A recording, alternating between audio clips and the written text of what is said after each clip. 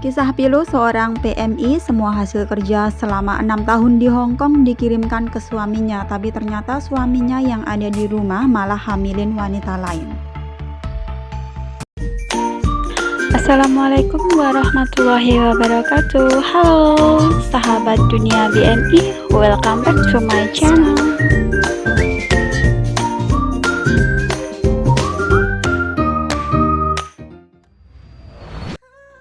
Lagi terdengar hubungan rumah tangga retak yang dialami oleh PMI karena suami yang di rumah itu selingkuh dengan wanita lain, hingga wanita lain tersebut atau selingkuhannya tersebut hamil. Padahal nih ya, tiap bulan uang gaji semua dipercayakan kepada suaminya, alias setiap bulan uang gaji tersebut dikirimkan ke suaminya. Sering banget ya teman-teman dengar kisah kayak gini. Dengan susah payah istri kerja jadi TKW di luar negeri, suami yang di rumah enak-enak terima kiriman gaji dari luar negeri, malah dibuat selingkuh. Ada juga yang selama kerja jadi TKW uang dikirimkan semua buat bangun rumah di atas tanah suami, atau beli mobil ataupun beli tanah atas nama suami. Iya, kalau suaminya amanah, setia, nggak menyimpang, ya oke-oke aja. Tapi kalau pada akhirnya rumah tangga retak, pasti akan susah ngurus harta tersebut. Well guys, sebelum saya cerita mengenai kisah Mbak TKW Hong Kong tersebut ya, ini juga ada kisah teman saya yang saat ini rumah tangganya juga retak, dan mungkin di antara teman-teman ada yang pernah mengurus harta gono gini, itu gimana prosesnya. Jadi ceritanya teman saya ini juga seorang PMI, bangun rumah di atas tanah milik suaminya. Sebagian besar biaya bangun rumah itu dari teman saya ini atau dari sang istri, dan mereka belum punya anak ya. Si suami nggak mau pisah sebenarnya dan tanya ke pengacara kalau sidang mengenai harta gono gini itu di luar sidang cerai, jadi harus biaya lagi. Dan biayanya itu nggak sedikit guys, karena katanya sekitar 15 hingga 50 juta rupiah. Gimana kalau si suami itu nggak mau balikin uang bangun rumah tersebut? Nggak mungkin dong rumahnya harus dirobohin kan sayang. Bener nggak sih guys kalau sidang harus menghabiskan uang sebanyak itu, dan katanya itu pun juga belum tentu akan berhasil. Nah, buat teman-teman yang pernah mengalami hal serupa, kasus serupa seperti teman saya ini, mohon untuk tinggalkan komen, mohon untuk berbagi ya. Terima kasih. Oke, sekarang kita ke cerita Mbak PMI Hong Kong tadi ya. Ini dilansir dari suarabmi.com. Kisah pahit kembali dialami oleh seorang tenaga kerja wanita atau TKW asal Tulungagung yang bekerja di Hong Kong berinisial TW yang berusia 32 tahun. Ibu dari 2 anak ini menceritakan kisah pahit dia disakiti suaminya yang ada di kampung. Semua hasil kerja selama 6 tahun saya kirim ke suami, kata TW pada hari Senin 6 Desember 2021. Niat mengirim gaji ke Indonesia melalui suaminya tak lain karena ingin punya rumah bagus dan memenuhi perekonomian keluarga. Dulu ikut mertua, sekarang punya rumah sendiri, anak-anak tinggal bersama suami di rumah agar dijaga dan disekolahkan. Kebutuhan saya yang cari, ujarnya. Namun siapa sangka di 2 tahun terakhir hubungan TW dengan suami yang berinisial HR 35 tahun mulai kurang harmonis. Dulu sehari bisa beberapa kali hubungi saya, akhir-akhir ini kadang sebulan juga tidak telepon, dan jika saya hubungi kembali jarang direspon. Demi anak, Mbak TW ini masih rutin mengirim gaji ke suaminya, tetapi kabar buruk datang dari perangkat desa setempat bahwa HR didatangi perempuan dengan kondisi sedang bunting. Pada perempuan itu, suami saya mengaku duda sehingga terjadilah hubungan selayaknya suami istri, dan dari itu saya tahu mengapa sekarang dia sangat sulit untuk dihubungi, jelasnya. Dari informasi yang didapat, diketahui perempuan yang bunting itu sudah setahun dikontrakan, dan terakhir komunikasi dengan HR, menurut TW masih berkilah dan meminta maaf agar tidak digugat talak. Sempat bingung juga, tapi akhirnya Mbak TW ini diam-diam telah menghubungi pengacara untuk menceraikan suaminya itu. Tetapi masih ada kebingungan lain karena masih ada barang lain yang terlanjur atas nama suami seperti mobil dan rumah serta sejumlah uang yang saya kirim ke rekeningnya tiap bulan. Tandas Mbak TW.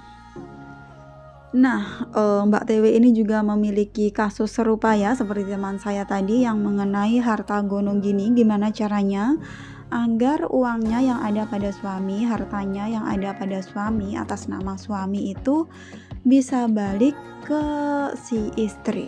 Ribet banget guys, istri gugat suami, otomatis si istri yang ada di luar negeri yang jadi TKW itu harus sewa pengacara yang ada di Indonesia.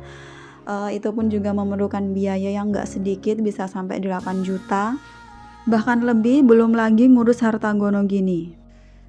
Ya teman-teman, mari berdoa bersama-sama ya, semoga rumah tangga kita semua baik-baik selalu, langgeng selamanya, diberkahi dengan kebahagiaan, dan walaupun LDR, semoga bisa selalu saling menjaga kesetiaan dan juga tetap saling menyayangi. Amin, amin ya robbal alamin. Next berita ini ada kisah sedih juga dari seorang warga Sukabumi. Sepulang jadi TKI, dianya malah kayak depresi. Dilansir dari sukabumiupdate.com, kedua kaki wanita mantan BMI atau TKI asal Kabupaten Sukabumi ini terkulai lemas dengan rantai di kakinya. Pasalnya, perempuan berinisial S, 45 tahun asal Kecamatan Sagaranten, itu bersikap tidak seperti biasa sepulang bekerja dari Arab Saudi beberapa tahun lalu. S merupakan warga desa Pasanggerahan, Kecamatan Sagaranten, yang hidup di sebuah ruangan kecil berukuran 2,5 meter persegi dengan rantai di kakinya juga. Keluarga terpaksa melakukan hal itu karena dia kerap bertindak di luar kendali setelah 2016 lalu pulang dari luar negeri. Ini diungkapkan Kepala Desa setempat, Irman Setiadi. Kepada sukabumiupdate.com, Irman mengaku tidak mengetahui pasti berapa lama S bekerja di Arab Saudi, namun pada 2016 lalu dia pulang ke kampung. Kebetulan saya menjabat kepala desa, kata Bapak Irman, pada hari Selasa 7 Desember 2021. Usai beberapa bulan pulang, keluarga menyebut S sering melamun. Diketahui S tinggal bersama dengan keluarganya. Tidak ada yang tahu pasti apa penyebab S seperti itu, namun Irman menduga uang hasil kerjanya di luar negeri habis, ditambah situasi rumah tangganya yang bercerai dengan sang suami dan meninggalkan satu anak laki-laki dalam kondisi sakit. Irman pun mengungkapkan adanya dugaan gaji yang tidak dibayarkan hingga tekanan dari majikan. Dari awalnya hanya melamun, S pun perlahan sering bertindak di luar kendali. Bahkan, kata Irman, S pernah membakar rumahnya sendiri yang sempat mendapat bantuan rumah tidak layak huni dari pemerintah senilai 4 juta rupiah. Sejak saat itu, perempuan ini ditangani Puskesmas Sagaranten dan rutin diberi obat penenang. Tetapi dalam 3 bulan terakhir, keluarga yang mengurus S pun sakit sehingga pasokan obat dari Puskesmas terhenti. Alhasil, perilaku di luar kendali S kembali kambuh. Keluarga berinisiatif membuat ruangan khusus di dekat rumah, mungkin takut kabur dan merusak, ujar Irman yang semula tak menyangka di ruangan itu S juga dipasangi rantai. Sudah cukup lama pihak pemerintah desa, kecamatan, dan puskesmas berniat membawa S ke rumah sakit jiwa, namun keluarga menolak. Baru pada hari Senin kemarin, 6 Desember 2021, keluarga mengizinkan S dibawa berobat ke Rumah Sakit Umum Daerah R. Samsudin SH, Kota Sukabumi oleh petugas puskesmas menggunakan ambulan. S dibawa ke RSUD R. Samsudin SH dengan ambulan RSUD Sagaranten untuk mendapatkan penanganan kondisi kesehatannya terlebih dulu. Setelah itu nanti akan direhabilitasi, kata Kepala Desa Pasanggerahan Irman Setiadi. Kini S masih menempati ruangan khusus dekat rumah saudaranya, namun tak lagi diikat dan dirantai. Keluarga pun memerlukan bantuan untuk pengobatan S.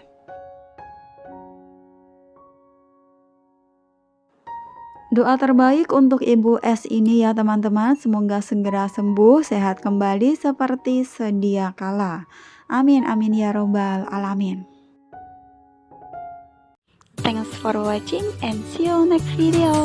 Wassalamualaikum warahmatullahi wabarakatuh. Bye bye.